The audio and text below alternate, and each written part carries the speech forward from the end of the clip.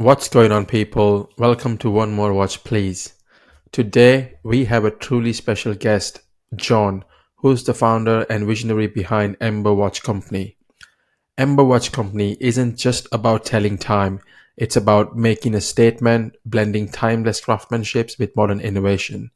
From bold designs to sustainable practices, John has redefined what it means to wear a watch in today's world. In this episode, we will explore John's journey, how he turned a spark of inspiration into a growing brand, the challenges of building a business in a competitive industry, and his vision for the future of Ember Watch. So sit back, relax, and join us as we uncover the story behind the Ember Watch Company with its founder, John. Let's do it.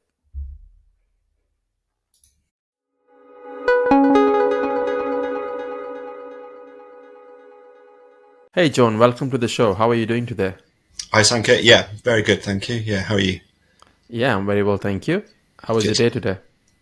Yeah, busy. Lots of different things going on. But yeah, good. Otherwise, Cool. So yeah, why don't we start telling the viewers something about your background and how did you get into watchmaking? okay. Yeah. So basically, my background is in easiest way to say it is furniture design. But I've always been from a young age into design and being creative, drawing that sort of thing. So pursued a career sort of following along those lines, really. My working career has been in somewhat the technical design of furniture, as well as moving into project management later on. Yeah, I've been doing that for about sort of 15, 16 years or so. And how did you get into watchmaking? So, yeah, I would say I've always had an interest in watches. Um, I liked watches. I liked especially the design aspect of them, but it's never anything that I really dived into properly. I was, I had like a fossil watch and a Timex and that sort of thing. Um, but yeah, never had the budget to really dive into it properly. Yeah. So I would say I was kind of very naive for a long time. Um, but this whole thing all kicked off in 2020. So basically, it was when COVID hit and we went into lockdown. Um, and I had always wanted to start some sort of business with a creative aspect. And it was always, I always tried to do something with furniture because that's what I did. But nothing really quite worked out. So, yeah, in lockdown, sitting at my desk on my phone, looking at Instagram, and I stumbled across a post that was someone I knew who had started a watch brand. And I saw this and I thought, well, hang on, he's done this and it's working out great. Maybe that's something I could do. I like watches. I want to start a design creative business. Maybe this is something I could do, and that's how it all started, really. So that was 4 years ago. Since then, I've been on a bit of a journey of actually realizing at first that I didn't know anything about watches. So it's been a voyage of discovery, you could say, where I've you know suddenly discovered that there's all these different brands out there doing all these different things. And over the last 4 years, I've been developing, my own designs, learning about how a watch business operates, and got to the point where I am now. Cool. So what's the story behind Ember? What's what Yeah. what was your main mission when you started the brand? So I wanted to create. It had to be something new and different. That was the whole thing. It was my creative project. So it was it was a way of me expressing sort of my interests and tastes. I wanted to create a kind of a watch that I liked and I would wear. Um, and yeah, it was it was a really good way of doing that. So I tried out all sorts of different ideas in the beginning. I've got sketch pads, just full of different drawings that, all got binned, and eventually I've ended up with the design that is our first watch, which it is an expression of my tastes. I'd say Yeah. it is the best way of putting it. Yeah, I think the uniqueness of your watch, that's what sort of drove me towards your Instagram. When I saw Mm. another someone on Instagram called Sophie, Yeah. she was wearing your watch, and I was like, I need to know more about this brand. I need to speak to the founder, and Mm. that's when I start following you. Great. Yeah, yeah. So Sophie was really helpful in terms of increasing the awareness of the brand. Yeah, she was really helpful in that respect. Cool. And when you were sort of in the middle of establishing your brand, what kind of challenges did you face? So some aspects of it were quite easy for me. The design side of things is I've got loads of experience in that. But the challenging aspects were the things that I had no experience in. So marketing was a big thing. Never had anything to do with marketing before, and and that became extremely apparent when I launched the Kickstarter. So I knew from doing research and talking to people that you had to do your marketing before and get some engagement going and some hype, so that you had people ready to back the campaign Yeah, when you launched. So yeah, what I realised is I just hadn't done enough. So I had a YouTube review, I had a print review. It'd been in Oracle time a few times, but still, even with sort of loads of people signed up to emails and so on, it just wasn't enough. So my Kickstarter campaign ran for 3 weeks, and that was 3 weeks of me madly rushing around trying to get more reviews done, get more, posting loads of stuff on yeah, Instagram and so on. So yeah, that was the difficult bit. Really, was knowing how to undertake the marketing aspect of a launch and starting a brand. That's been a big learning curve. yeah. I suppose for micro brands, the reason I'm doing this is I know that the micro brands don't have big enough budget for marketing. So I want to create that platform where I can invite them and they can share their stories and they don't have to pay nothing to anyone. But the whole social media thing is really useful as well Mm.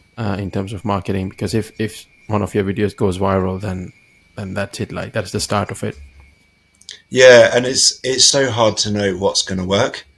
Yeah, That's the thing. You've got to try loads of different things. You've got to, you know, use sort of influencers and that sort of thing who can help promote your brand, get YouTube reviews done, speak to people like yourself, and in person things as well. I've been to lots of Red Bar meetups. That's good for getting the watches in yeah, front of people. Um, you know, Being in Oracle time, that was really helpful. But sometimes you just don't know. You don't know if doing something, spending money on a certain type of marketing is having any sort of result. So yeah, it's a bit of a dark art, I think, and getting it right sometimes is just luck. So yeah. I guess with social media, it's tricky, but as long as you are following the trends and you are adapting the trends into your brand and your niche, I think that works as well for a lot of people. yeah, yeah, yeah, and just trying to sort of spread yourself as wide as possible. Yeah, There's so many different platforms now. It's not just Instagram and Facebook. There's Watch Crunch and Reddit and different things like that. Of all you engage with different groups, I think. So you've got to target all of them. yeah, You've got a really wide reach. Yeah, so my experience only started in May this year with the YouTube channel and my Instagram and everything for the watch thing. My experience is Instagram, Facebook, and YouTube is where all the audience is. Mhm. Like TikTok, LinkedIn, and everything is kind of useless for watches. Uh, Yeah, that's yeah, that's that's my personal experience on the audience so far. yeah. It's difficult to know. I think those different platforms, you're going to just target slightly different audiences. Yeah, Um, TikTok, it's hard to know because I've put a few videos on TikTok and they get loads of views, but I think that's just how TikTok works. yeah, Especially maybe when you're new to it, it wants to promote you so that you post more. Maybe I don't know. yeah, LinkedIn as well. I don't know. I posted on there a couple of times. Whether or not it has any effect, yeah, it's hard to measure. yeah. I think they are still developing the video part of the app. Hmm. So we'll see how it goes. Yeah. People keep saying that's the emerging platform, so you should be posting on that. That's Hmm. why I keep posting on that. Even if I get like 20 views from there, that's fine. Yeah. Yeah. Cool. So let's. Have you got the watch with you? Yeah. Yeah. I've got Shall the we? watches. Yeah. Yeah. Shall we show the viewers the I'll beautiful go through watch? them. Yeah. So we'll start with this one on my wrist. So there's four colours. If you can see this, this is the Midnight Neon. So this is the black dial with the blue rehort. Um, Let me just hold it up for you so you can just see there. Um, it's got pink text, yellow text, and a yellow seconds hand. So that's the Midnight Neon color. This is the Sunset Orange. So this is the blue dial with the orange rehort and a matching orange seconds hand. There is the Skyline Pink. So the pink dial, that's my favorite. I think Oh, that's my favorite as well. yeah, like from the beginning, I always knew that one of them has to be pink. I really like pink, especially sort of quite intense pinks. So yeah, pink with the black rehort. Hard to see on here probably, but yellow numerals on the rehort and a yellow seconds hand. And then finally, we've got the glacial white, which is the white dial with that sort of minty green rehort. Yeah, so that comes on the white strap. So they all come on two straps, a leather strap and an FKM rubber strap. So it's white, the glacial white. It's blue on the Midnight Neon and the Sunset Orange. So yeah, you can see the sort of textured FKM there. Yeah. And then it's black on the Skyline Pink. So yeah, so there's those four colorways. Like I said, two straps on each. I've also actually got a bracelet in development, so samples will be arriving with me soon. A lot of people asked when I was doing the Kickstarter, is there a bracelet option? Yeah. I didn't do that initially, just to keep things simple and try and keep the cost down. But yeah, within the next few months, things will move forward on the bracelet, and I'll be offering those to people as well. So that can come as an option with the watches. Cool. I really like all the colors, to be honest, but the pink one is my favorite. Yeah. Do you wanna highlight some key features of the watch, like the movement? What Yep. does it have, like a date window or anything? The glass window and stuff like that. So it's the Seiko NH38 movement. So it's the no date version of the NH35. So as I'm sure everyone is familiar with it, but it's the workhorse movement. It's cost effective, but it's reliable. It's a 316L case, so stainless steel case. It's a sandblasted finish on the majority of the case with a polished bezel, which you might be able to just see there. Yeah. It's a solid case back. So there is an engraved geometric pattern on there. Text running around the outside of the case back, just some specs and that sort of thing. Quick release straps, just for convenience. It's a screw down crown, so it's 100 meter water resistant. yeah, yeah, that's kind of the general specification. Um, Cool. And I really like the shape of the dial as well. That's quite unique. yeah, yeah. So there's two key aspects of the watch really, which I guess you could say set it apart from others. One is the case. So the case is a very sort of angular design. So Hmm. you can see, especially around the lugs, it's got these sort of facets and edges. It's all quite sharp.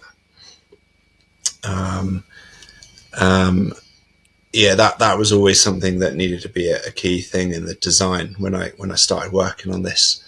It had to be quite a strong, bold shape. I like geometric, angular things. So yeah, it was never going to be a sort of sleek, organic case shape. It had to be something like this.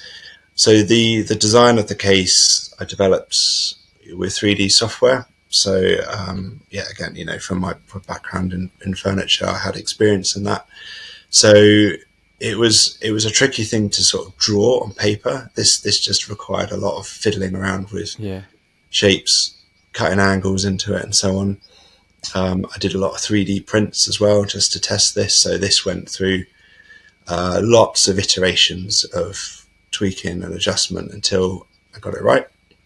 Um, yeah, the other aspect of the design is the dial. So I didn't want to just sort of go down a conventional route of having numerals or applied indices, that sort of thing. So this is a sandwich dial. So the lower layer is loomed, which you can see there running around the outside. So those are Yeah. cutouts in the top layer. Um, try and charge it up a bit, show you the loom. You might not be able to see it very well, but Oh, yeah. yeah, in the dark, that's really good. So yeah, and then the use of color as well. That was a key thing from the beginning. Um, I wanted to incorporate vibrant colors into all of the watches. Um, it was always meant to be a watch that was different. Well, it wasn't too mainstream. Um, could set itself apart from other watches, in a collection. Um, so I never wanted to do one that was just black or Yeah. white. It always had to have a bit of color going in there. Even this one with a black dial, it's got the sort of the neon pink and the yellow and that kind of electric blue in there as well. Yeah. So yeah, that's I think all the colors have got like some characters yeah, that makes them unique. yeah, yeah. That was always really important. That it had to have that as a feature. Yeah. And what's are you working on any new project or? So looking ahead, I've got plans to release some special editions. So they're in the works at the moment. Um, Hopefully, one coming out sort of in the first half of next year, and then maybe looking at a couple more later in the year, playing with different sort of color combinations, that sort of thing. So, yeah, more variations of this model. Um, a second model as well. I've started work on. That's still at the sort of concept stage, really, um, of thinking about what kind of watch that'll be, what kind of design language it'll incorporate. It's gonna be fairly similar to what the Rocket is, which is this model, but Yeah. yeah, just take things in a slightly different direction as well. So just bouncing ideas around for that at the moment. Maybe that will launch in 2026, but yeah, we'll see. Yeah, I look forward to seeing the limited edition pieces because you've set the bar high now with Yeah, with this watches. I'm excited. yeah, it's tricky because I spent 4 years developing this.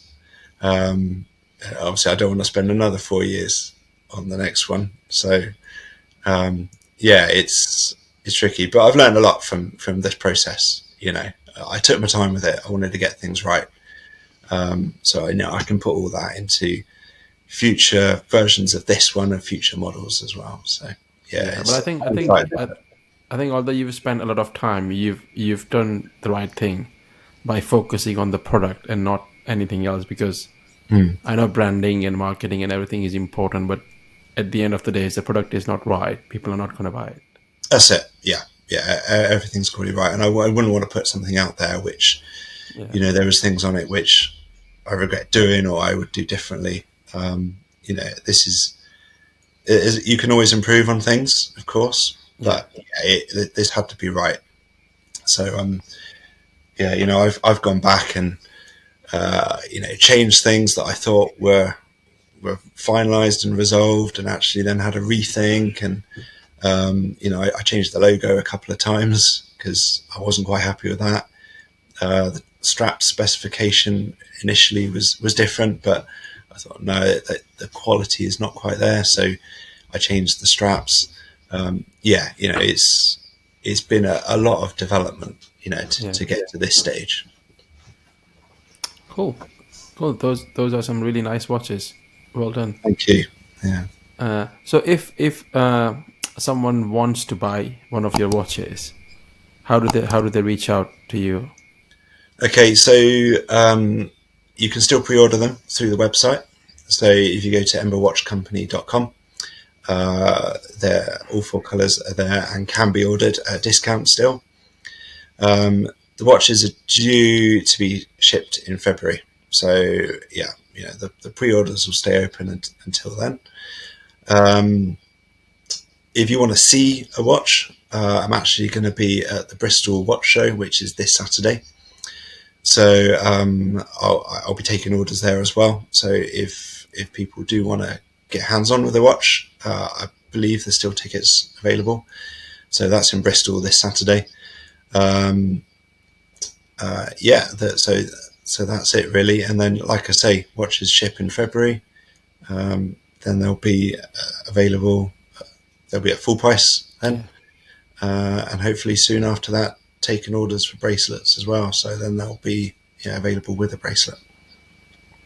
yeah. So for the viewers, make sure you get your order in right now when the price is still discounted. I'll put all the links in the description below. Great. And Yeah. if you are near Bristol, make sure you go see the watch in person. Yeah. If I didn't have family commitments this Saturday, I would have surely gone there. Someone from Red Bar Bristol reached out to me yesterday, but Yeah. unfortunately, I already have commitments this Saturday, so I won't be able to make it. But yeah, That's a shame. wish Yeah, it wish you looks all the like best. it would be good. Yeah, there's several other brands there, all from the west of England. So yeah, it should be a really good event. It's my first show, so yeah, I'm really looking forward to it. Cool. So just to wrap things up, what advice would you give someone if someone wants to start their own watch brand? Okay,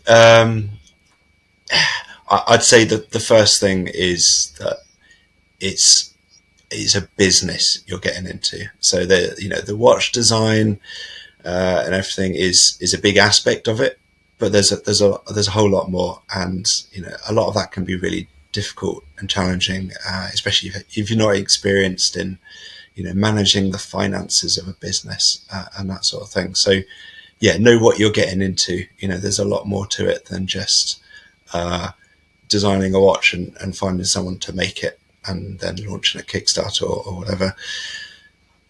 Yeah, that's definitely an important thing. The second thing I think I'd say is it's really important to engage with the community. I've benefited massively from the people I've met and spoken to either online or in person. Yeah, do that as much as possible. Be really active on the Facebook groups, on Instagram, and all the other places online. Yeah, it's massively beneficial in terms of learning. As a brand owner, as someone who's starting a business, is really useful. Yeah, Also, testing your idea. Put your design out there at the early stage and get people's feedback. That's really useful. You see a lot of brands kind of appear out of nowhere. Yeah. We've just launched our Kickstarter; it's live now. But if no one's heard of them, then it can take time to warm up to something new. So yeah, definitely get out there and be active and engage with people. Yeah, and one of the thing I've noticed is like the watch community has been really helpful, So, and so the watch community has been really oh helpful yeah, yeah, in terms of providing feedback. There are so many Facebook groups, especially related to the micro brands, mm, and people are coming together and they're helping each other out. yeah, yeah. Uh, It's a really helpful and collaborative space. That's what I found. It's from the business aspect. It's probably unlike a lot of industries, because yeah, other brands are technically my competitors, but they're also people are so helpful. yeah, I think because you know our target market is watch collectors and enthusiasts. People don't just buy one watch and stop there. yeah, One more and more and more. So people who buy my watch, already probably have several others, and then will buy more. So there's plenty of room for all these brands to exist. Yeah, it's which is really good about the watch space, I think. yeah. It's like an addiction. You Yeah, can't have like enough watches. no, never. It never ends. Cool. Thanks for the advice. That was a really good advice. And thanks for joining us today. It's been really fun talking to you and fun uh, having a look at your really good watches. And Yeah, we wish you all the best on your Kickstarter campaign. yeah. Thanks, Sanka. Yeah, it's been really good to talk to you. I've really enjoyed it.